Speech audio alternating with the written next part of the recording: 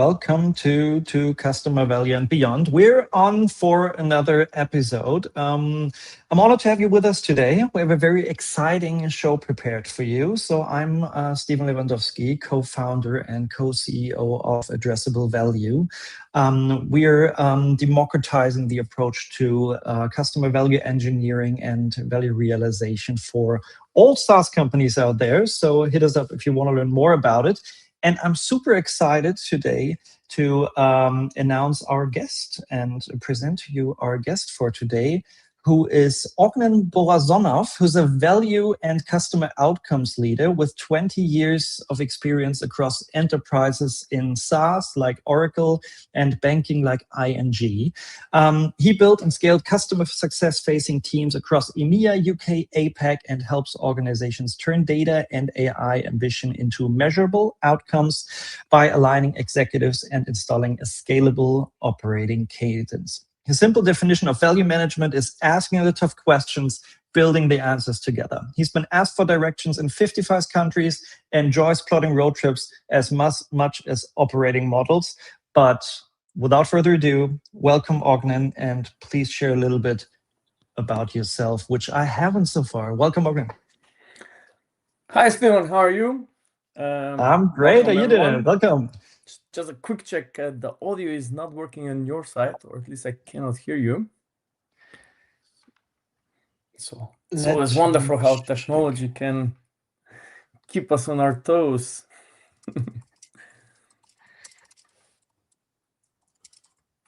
All right, we're checking the audio for a second.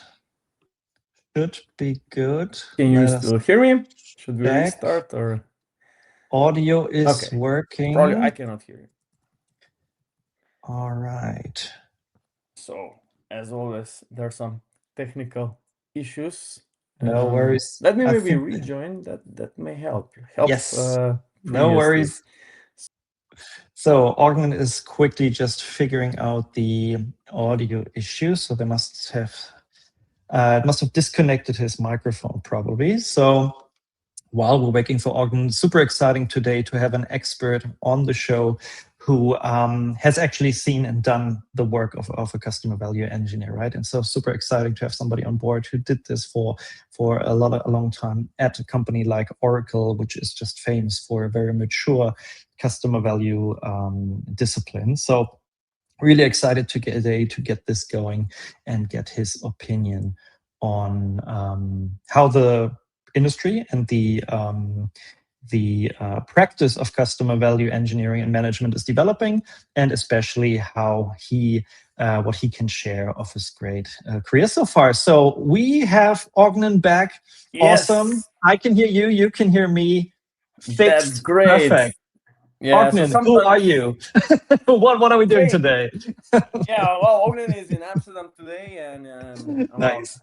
Online, obviously available via LinkedIn and any other socials out there. So, sorry about the technology not working, as sometimes happens, but still we are people and we can go. So, I guess I need to introduce myself. Yeah. So. As we know each other, but Ognen Borozanov, calling out Amsterdam, as I said. Usually people introduce themselves and talk about the story and where they come from and what they do, but I guess I'll introduce myself just by saying where I get energy from. And I get energy from obviously talking to people, which is extremely valuable, but also I get energy from just getting into messy situations and then finding a way to align people to find a path forward, which obviously just happened a few minutes ago. So I'm very pumped up on energy. Official introduction, I'm been in a value space for quite some time, 15, 20 years, depends how you look at it. Last 15 years at Oracle. I had obviously the privilege to work with a great bunch of people there in the insight practice or the value engineering practice of Oracle before I did some management consulting in banking, etc.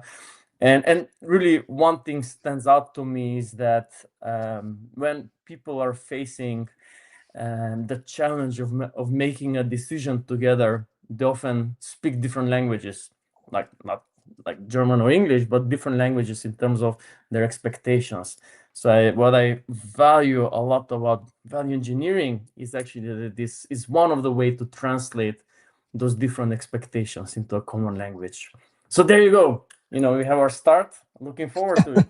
Lovely. And I think alignment and reducing silos is always something that is much appreciated, right? So, and I really love that start. So, maybe to do like a bit of an icebreaker. So, Sure. if you're, is there something which we don't see on your LinkedIn page, right? Something you would like to share, something, a skill, a hobby, something that you would like to share that we can't find there, right? Because probably Okay. everybody checked you out on LinkedIn before. Oh, okay, of course, yeah. I'm gonna lie now. I'm gonna actually pinpoint on something which is on the LinkedIn, but I snuck it in. I don't know for whatever reason, but I travel for business or privately, and literally almost at any time of the day, and or almost in various places. People just come up to me and ask me for directions. Whether that's Mumbai or New York or some village in Bavaria. I don't know. It's my first time there, and I would be walking around the street, and just people would come and ask me for directions. So, and I usually can lead them the way. I don't know if this is cool or fun, but it happens. And by the way, if it's not obvious from the background, I kind of like a lot of music and rock from the 90s. So that's something you cannot find on the LinkedIn. Yeah. Okay. Nice. Maybe it can be explained by your knowing customer value engineer look, right? So that you're just aware and you're knowing of what's going to happen, that people just think you have to know the way, right? So you know where you're going. So maybe Yeah. yeah. That's exactly. It makes me quite, like I'm confident of where I'm going. Most of the time, not, but I don't know. It's a thing. Maybe I have a friendly face. I don't know. Probably. Yeah, So could we be. usually have a lot Yeah. of listeners, and the community is consists of a lot of like people who are from the SaaS space, right? So Mhm. either from the sales teams, customer Yeah. success team, onboarding, marketing, and the likes, right? So if you would need to explain what you did as like a customer value engineer, customer value Mhm. expert, for example, would need to explain that to somebody who has never heard of it, how would you explain that? Yeah, it's a tough one. But I'll try. I mean, it's almost like my kids ask me, okay, Dad, what do you do? Sell Imagine I'm your kid. software. Exactly. Yeah, exactly. I mean, like, but they say, you're selling software, so why do you need to go to a customer? But usually people come to you to buy stuff from you. Like if you want to buy ice cream, you go to the ice cream shop. But like value is, I mean, it's really it's almost like explaining not just why you buy stuff, where you keep on returning to buy that, and it's something to do with obviously loyalty, but loyalty which is proven. I would say that in a way. It's still big words. Maybe a Loyalty 5-year-old is would not proven sounds understand great. it. Yeah. So yeah, that's it. And it's like it keeps on answering the why. And that's, I guess, what in the end it is. And I think Yeah. different parts of SaaS try to do that as well, and they do it great. Both the SaaS and so the sales and the marketing and the customer success, and of course the product. They do it the same way. We just add a little bit color to it. Yeah. The value engineers. Yeah. Lovely. And does it let's looking at it from a sales and pre-sales perspective, maybe, right? So Yeah. what is like the the the the best outcome you can achieve, right? So you're engaged, for example, in a Yeah. sales deal, right? And maybe you can explain to us how that would look, that interaction with the sales team, and where you're engaged. So what would Yeah. be a typical case where somebody with your skill set would be engaged? Yeah, I think this has, to be fair, evolved over the years. Like, I'm showing my age a little bit, but yeah, it has evolved over the years. I think originally there are two guiding principles which still remain true. One is obviously you're helping the vendor, okay, your team, basically win faster, bigger, and better deals in a way. So deals that are stickier, bigger, and that lay an expansion path. So obviously that's in the end, yes, that's what we do. But from a customer point of view, you are showing the investment in the partnership. So in the end, having happy customers that almost go on stage with you to present about their story, and not just that they liked the buying part of it, but the using part of the product is actually the ultimate success. In the end, that's what you want to do. You want to get a customer that solves a problem, and they're so happy about it that they go and obviously be your advocate and keep on doing that. So it's ambitious, but it's for sure something that I've seen happen. And then obviously it has evolved over the years. I think it has become more a way to really not take snapshots in time of this is the value that we promise in the before you buy, or this is the value we measure after you bought, but really almost like managing the whole continuous relationship and partnership between the vendor and the customer. And it also evolves even into informing the rest of the organization from the vendor side on the principles of value selling as well. So that's not just the sales and the pre-sales people can talk value, but also even the customer success, even the marketing, and the support function. So that evangelization is a key aspect of the role.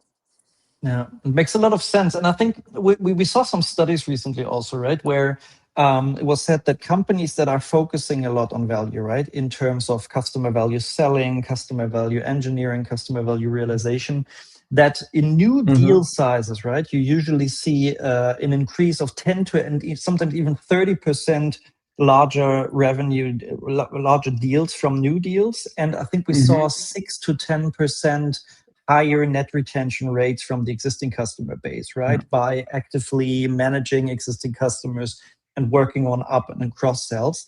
I think that is also a strong sign why a focus on that is important. And I think what's really great to see is that, and I think I mentioned that initially, right? By what I meant with democratizing. What we saw in the past is that, like you at Oracle, right, that teams at SAP and other enterprises like that, you have these value engineering and value advisory teams, right? So large teams, typically consulting backgrounds, right, who focus on that. But what I got mirrored from like mid to larger size SaaS companies is that although sometimes they have these teams, especially in post-sales, they are hard to grasp. They are usually in sales. They're usually on enterprise deals, trying to get the $1 million ARR deal across the line. Do you have an example where that also worked well in post-sales? And maybe adding, how would you ideally take like a signed account and have a great handover and lead them to their first value? Do you have maybe an example on that? Exactly. I mean, I guess that why would all the big ones, but also, there's the slightly smaller SaaS companies or in the AI companies nowadays, put really their value engineer, so to say, pre-sale is, okay, it's still a growth story. You want to manage your cost of sales and really invest where it pays off in that quarter, so to say. But I mean, even for many years already in my previous role at Oracle, post implementation was a huge thing. And there are probably many examples where we can see that actually investing in really tracking the value post go live has resulted in great successes, and both in terms of obviously the classical retention and renewal from the existing customer, but also even more so in expansion and an upsell.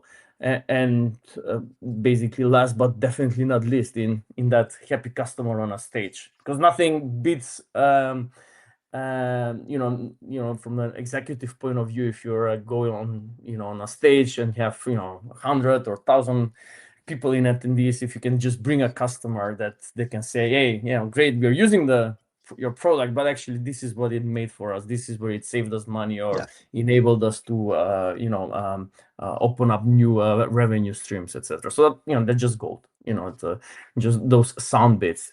But it sounds easy when you say it, but it's hard work. to actually get it done. I guess the best advice I can give is just don't hesitate and do it. Spend some time. If you're a CSM, or if you're even a marketing person, or if you were even in pre-sale resource or a value engineer, I say invest time to do at least 20-30% of your time talking with actual customers, or of course, if you can, stand up a separate post implementation or a value realization practice, because it just pays off. I mean, one customer that we actually had, it was very funny. Why did we engage with them post implementation? Was because they just signed the deal. Usually, you wait for the renewal, and then you go and 6 months before renewal, you go and engage. No, actually, we engaged this customer post, let's say, post signage, 2 months after the signage. They hardly started the implementation. But why did we actually engage with them? Is because their steering board said, we don't have a plan. We bought this product, which is great, but this is this is a piece of a larger transformation program, which has some other solutions. But all of these pieces, how do they work together? We have some architecture, but what is actually the objective? How does this work into our transformational strategy as a company? And I just didn't have that on paper. And actually the engagement we did was exactly that. We helped them write that paper that went to the board, where they actually saw that this is why we are doing this big program. And of course, there's some technology investment there, but there's also a lot of changes to our processes, and even some people changes. And they needed that, and they really appreciated our help in that, and they really used that in their quarterly reviews later on.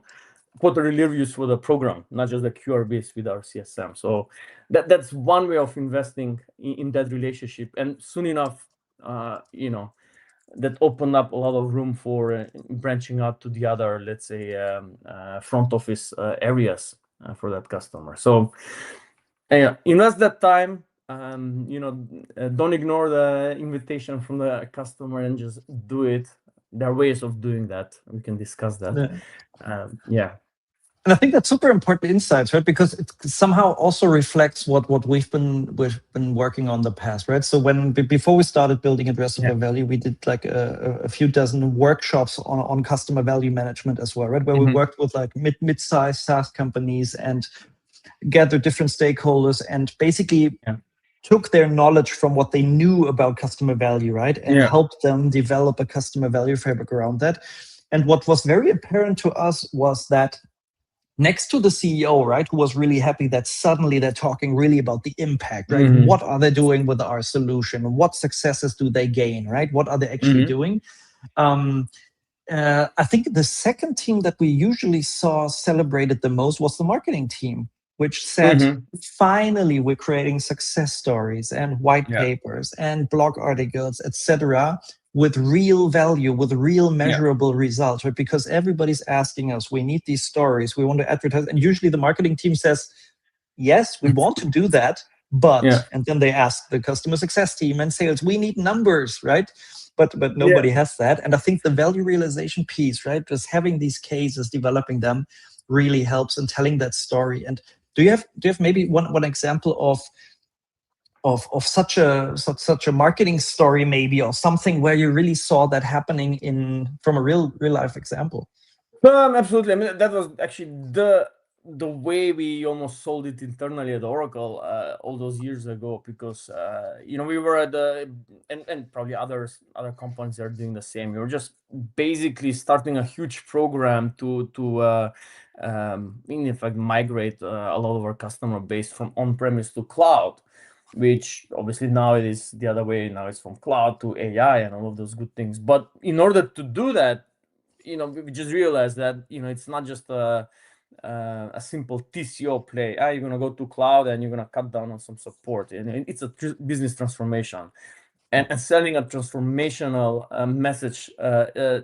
You cannot just come up with there is a brighter future ahead. You need to put some hard numbers behind it, because there's real investment and painful investment behind that. So that was actually the whole origin story of the value realization game at Oracle. I think some competitors also did that. And we started with actually the sectors that you would think we shouldn't. Usually you want the big brand names, and those are the leading ones that will attract. But actually, we started with local government, so municipalities, and we started with mid-sized companies to really show that there is an immediate effect. Yeah. Because in local government, the stories, they would save some money on obviously processing the invoices or managing their projects.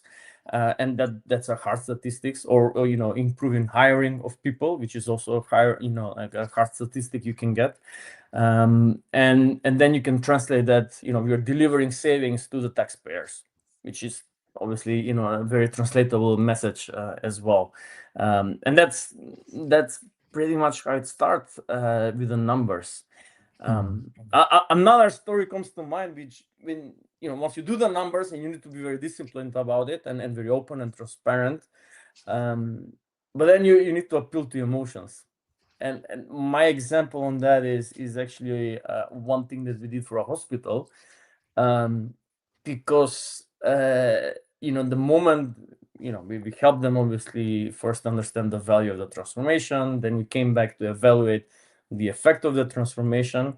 And then when we walked through the door the third time, it was really like we saw like one of the slides printed out and shown to us, saying, this is basically what we are doing, and how we are using this to show all the money we are saving to the rest of the organization.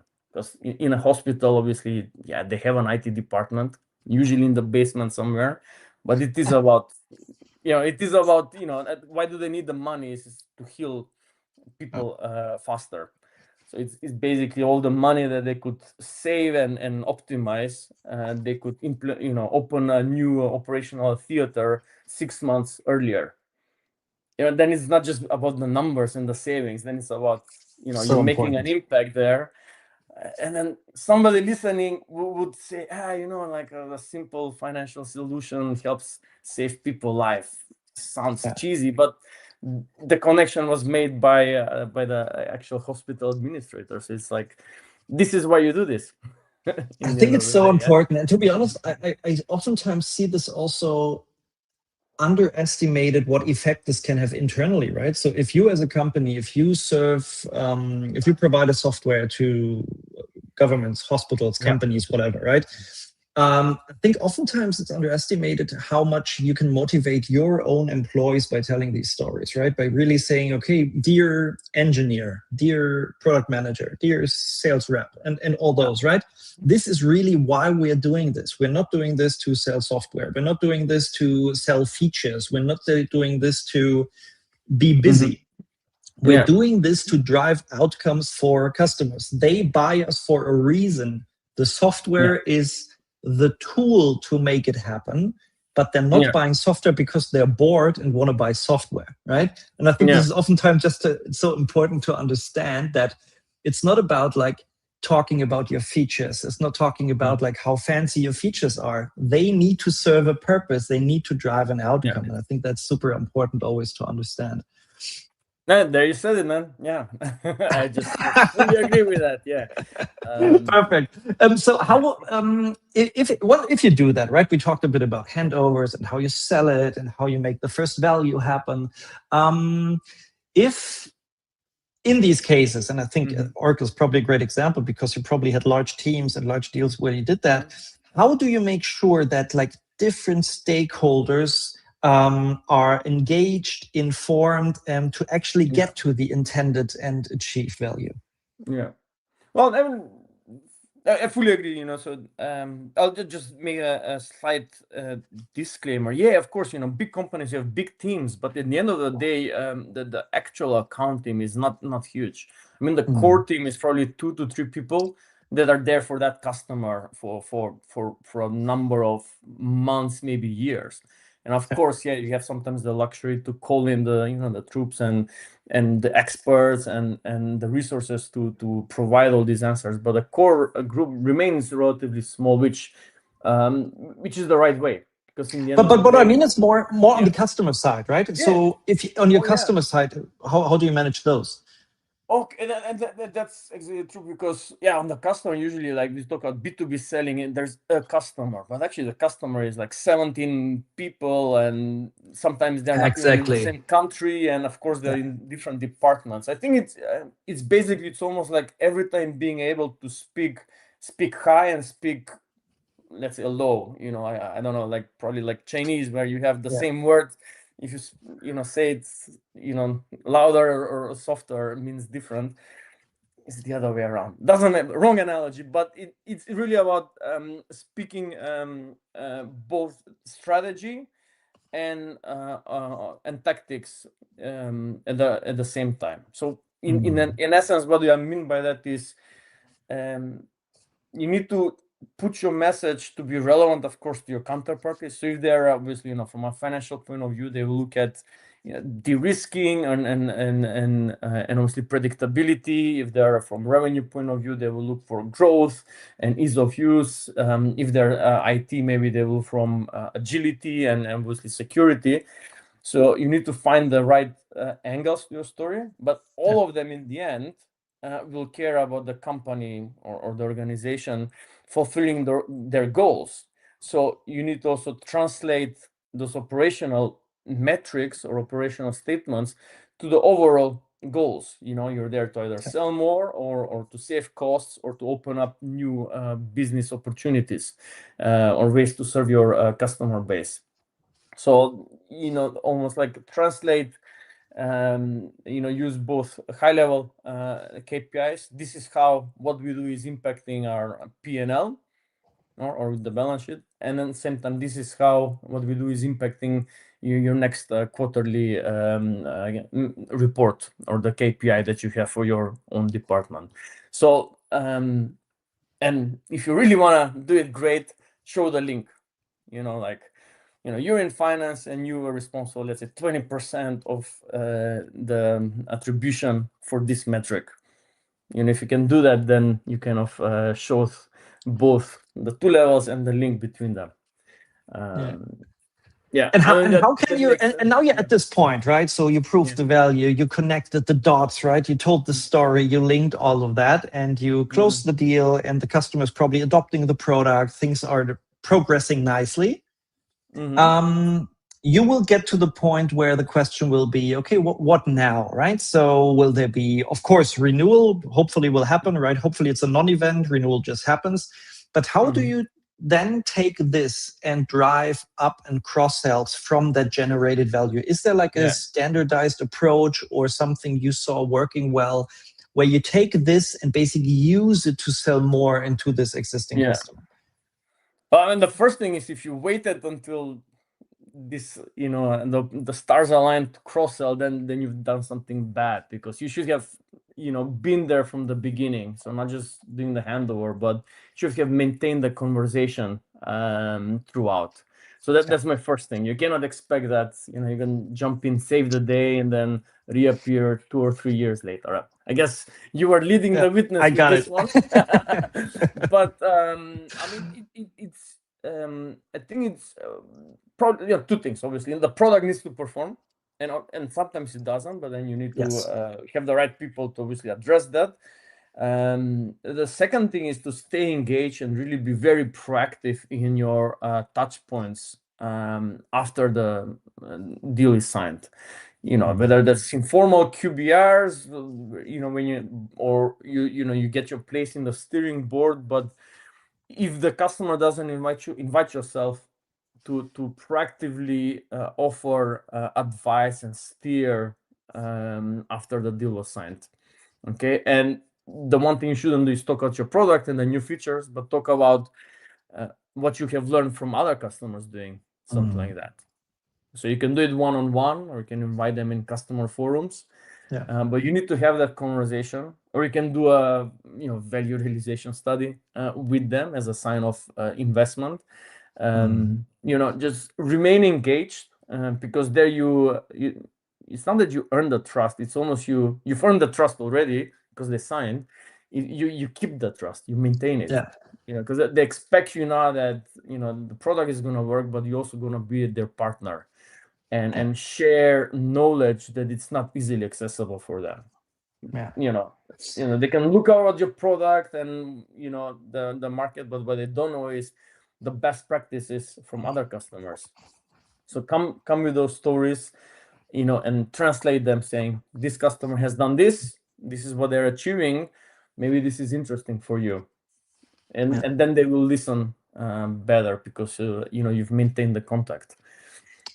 How do you see this, Steven? I mean, from your side, agree, disagree? I think I agree a lot, and this is also what I saw in the past, right? When we talked a lot about like this customer success thing, right? Which was never really clear what exactly it is, right? Is where we understood at Signavi, for example, where I think we did it quite well, is that it's a very consultative approach, right? Where you need to make sure that you guide your customers to success, right? To then be able to prove the value, to be able to do up and cross search, right? And for me, that was always the core of customer success management, right? To actually make that happen, for which you need the results, you need the insights. But then what I saw over the years is that it's not that easy, because some companies are still tackling churn issues, right? They have very operational challenges, or they have product issues where they need to fill certain gaps, right? Just to be able to work. And customer success teams were very spread across fixing that. And this is exactly why we started focusing on this value piece, because the core of what SaaS needs to fix, right, is the customer value. You need to understand why companies are buying, why they are doing this. And I think this is exactly why we got here. So I basically nod all the time when you're speaking, right? Because I know this very well from where we come from, because we also come from like process management from a very enterprise heavy approach, where you needed to convince, there needed to be a business case, there needed to be a very well understood impact of the solution. It couldn't be a nice to have, right? It never worked. No, definitely. And then just to shift gears here, it is extremely important to keep the conversation going and anchor it in value, as we just discussed. But it's also, and that links to your upsell and cross-sell, is you also need to lead with a vision. With a bigger picture, North Star, moonshot, whatever. But sometimes it's as easy as basically saying, this is how we see a company like you operating. Okay, because we've done this 10, 20, 50 times, okay, or based on best practice. And then basically saying, these are the areas that we're working on right now, but there's a bigger picture out there which pretty much resembles you 95%. And this is where we're actually heading. We want to make sure that you have a complete worked out picture out there, as a target architecture or a model business, call it how you like, and you're kind of already have your North Star ready.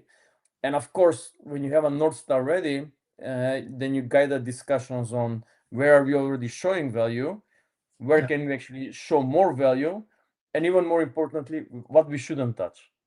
So it's very powerful when you can say as a vendor, so let's not do this, or let's not do this with us. Maybe you have a different solution. So that just becomes a bit of a more interesting strategic discussion there. So to recap, have that value conversation going on regular, but keep on referring to a sort of a North Star or target state. And this is what I loved earlier, right? When you said that basically creating that success story, right? Or that paper to convince internally also why we should do that. And this kind of connects to that vision and that North Star, right? By saying, this is where we want to get to, right? So this is why we're doing this, right? So let's focus all energy on this and the value behind that to make this happen and use that to sell it internally, right?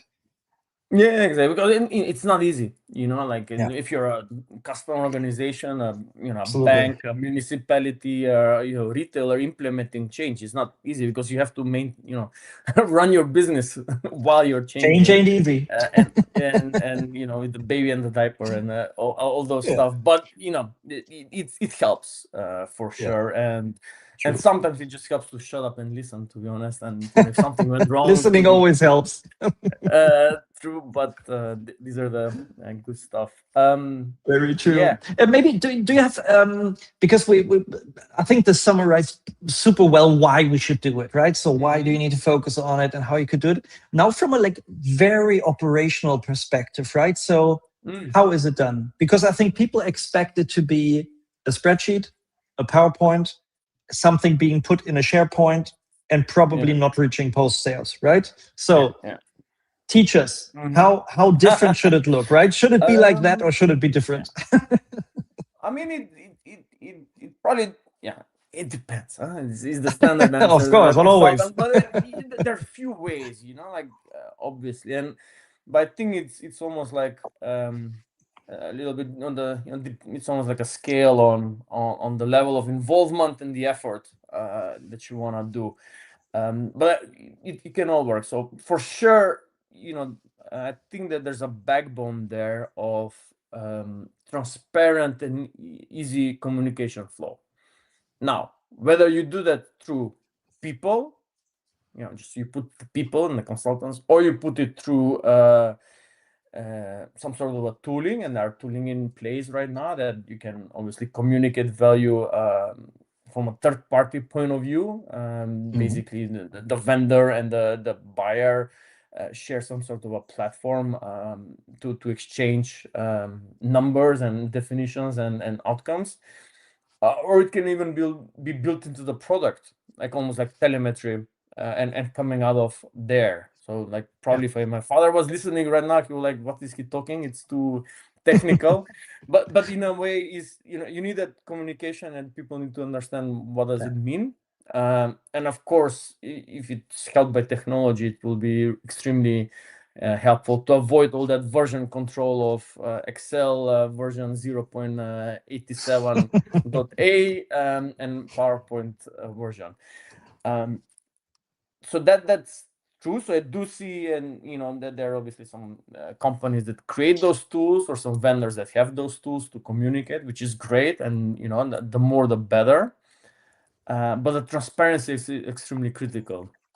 I may disclose now. I mean, I use an extremely complex prompt in ChatGPT and in Claude to create a value story, because I'm kind of on my own now, an independent consultant.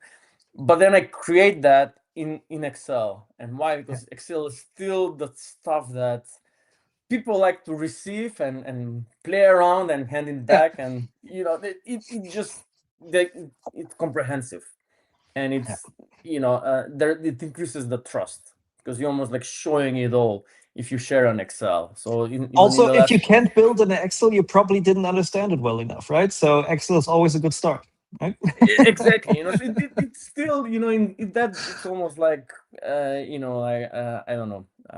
There's probably a good analogy for that, but it's almost like that hybrid thing that of course now we never met in person, but we're talking like we're best friends because of all the technology behind it.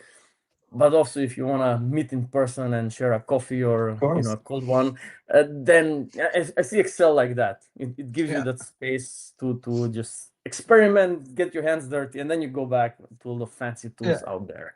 I think that's a great segue, because I think that also brings us almost to the end, where we want to take a bit of a look into the future, right? And I think you just scratched that, right? To how this could work.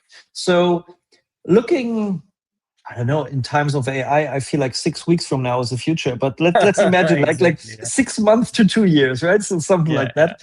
Where do you think this discipline kind of develops into a certain direction, right? So do you see like a clear path where this might be going, or is it pretty unclear at the moment? Yeah, I think it's going to be very thankless to make predictions or so. Like if I was good at making predictions, I would predict the stock market or or whatever. But no, for sure, I think there are two ways of looking at it. For me, at least, obviously, you have the seller side, which is you have a value engineering kind of a team that works pre or post sale, and that is massively disrupted. as we speak, like but there's also the buyer side. So I'll come back to the first and then the other. So I think that from let's say the classical value engineering, I think pretty much you can do 80 to 90% of the work as good, maybe better, with all the beautiful tools out there. And then and they evolve dramatically. I mean, like 2 months ago, I had as I said, big prompt that could churn almost like a complete story in 50 minutes with all the searching and crafting and crunching and everything. Now I switched to a different model and does it in 10 minutes, like almost the same. So, and probably it's going to be even more, evolving there. So the whole concept of creating a narrative and doing the computations, doing the research, will be extremely done most of the work by a smart use of an agent or two, okay, with a person obviously controlling that and providing the necessary guardrails and security and confidence, but also in making sure that this makes sense.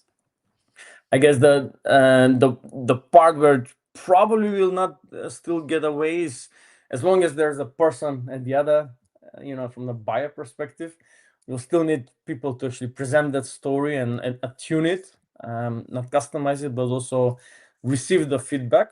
So that's one. But also, secondly, is even provoke the customer back and just ask the tough questions. Because obviously, you can analyze and prepare yourself with all the LLMs to come up with good questions. You still need to go and ask them and get the feedback from that and discussion and manage the response. So I think that it will evolve the function into the much more, to you have even more meetings and interactions with customers at different levels and being just more frequently out there in the field, remotely or in person, but definitely there. So much less time spent crunching, preparing beautiful Less visuals, Excel. etc. Or Excel, yeah. So it raises the ceiling as well Yeah. on the expectation. Now on the buyer side, that's going to be interesting how it's going to work out, because what I really hope is that buyers will send less RFPs, or all of this, because right Yes, now you're please. probably what you have is they're probably using a lot of intelligent agents to create the RFP, and then the vendor answers it with RFP, and then now you had the open claw moment of pretty much Exactly. agents talking to an agent via a bunch of RFP people in the claw. middle. So probably that needs to go away one time or the other, and people will probably get scared if I say that.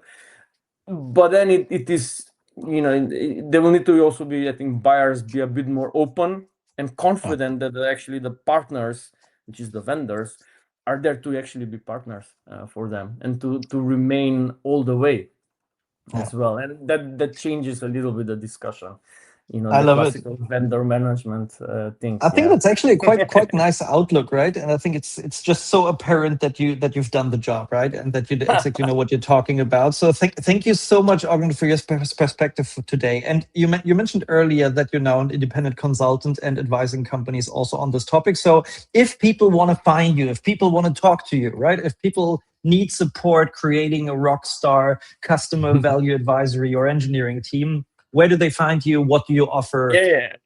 Great. I mean, thanks. This is the plug, huh? Awesome. So, sponsored by. uh, Absolutely. I mean, as I said, after all these years working with a number of great organizations globally that were, customers or prospects of Oracle, and working with a great company like Oracle, I, decided to take on a different path, and I'm kind of like jumped into the entrepreneurial side of things, and it's extremely exciting. So I'm open, obviously, for providing my advice, my view, and my work on these topics: how to set up a value team, how to win big, but also how to establish the trust with your existing customer base through value realization. For now, the LinkedIn is the place to find me. If there's obviously some more internet sites, they will come as well. So thanks for the chance, Steven. I didn't expect the Perfect. Thank you so almost- much. It was so super valuable. Thank you so much for joining. Thanks for sharing your experience. And people will find you. And for everybody out there, thanks to Ognen, we will share the recording of the session via YouTube, via Spotify, via LinkedIn. So you will have a chance to recap that and think about a lot we talked about today. Reach out to Ognen if you want to get support on these topics. And you just heard, he knows exactly what he's talking about. We, of course, as Addressable Value, we're one of the vendors that are trying to fix the tool part of that, right? So we are really trying to democratize in that topic and help with the support of experts like Ognen to bring this practice into organizations to help software as a service businesses to actually realize value and to actually help your customers achieve measurable outcomes. So hit us up if you want to talk about that.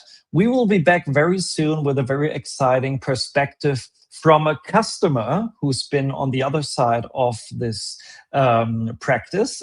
So follow us, wait for the next episode, and we will be back soon with a new episode of To Customer Value and Beyond. Goodbye.